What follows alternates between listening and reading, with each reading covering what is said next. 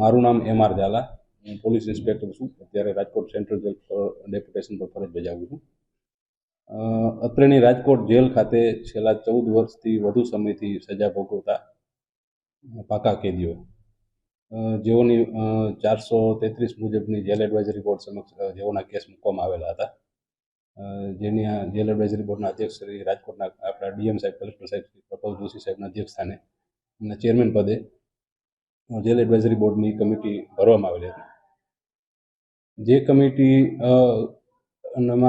અહીંથી કેસ મોકલવામાં આવેલા હતા, તે પૈકીના 3 કેસો અને આજરોજ રાજ્યની સંવેદનશીલ સરકાર દ્વારા વહેલી જેલ મુક્તિ કરવામાં આવેલ છે, તેઓના ઓર્ડર કરવામાં આવેલા છે. જે અનુસંધાને આજરોજ 302 અને વિવિધ કલમોમાં સજા ભોગવતા 3 કેદીઓ કે જેઓના નામ છે કરશનભાઈ પુંજાભાઈ કોળિયાતર, પ્રદ્યુમનસિંહ રણજીતસિંહ જાડેજા તેમજ વિનોદભાઈ બાબુભાઈ ડાભી, કે જેઓ હાલ પેરોલ રજા ઉપર છે.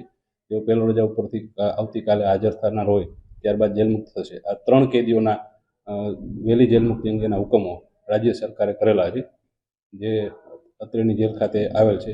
આજરોજ અમારા જેલોના વડા KLN રાવ સાહેબને હુકમથી તેમજ જેલ સુપ્રિન્ટેન્ડન્ટ શ્રી વર્મા સાહેબના અધ્યક્ષસ્થાને જે નિર્ણય લેવાયેલા, જે નિર્ણયને અનુસંધાને આજે 3 કેદીઓને આપણે જેલ મુક્ત કરીએ છીએ.